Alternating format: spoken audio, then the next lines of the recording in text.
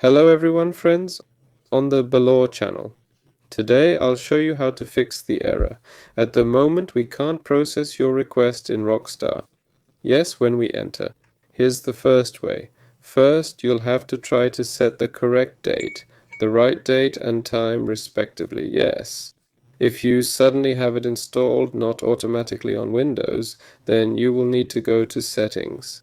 Here we have Time and Language. Here we enter the date and time and set it automatically and automatically. If you have it here automatically and it still doesn't work, try setting the time yourself manually. If that doesn't help, then you can try it on the Rockstar Games website as well. Yes, if you suddenly have an account, you are already logged into one of the browsers. Yes, then you can log into your account, manage your accounts.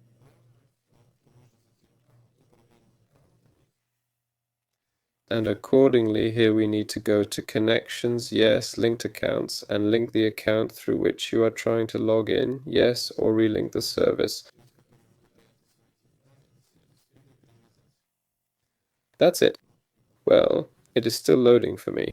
Here, also try to turn off the VPN, or if you don't have one, on the contrary, turn it on.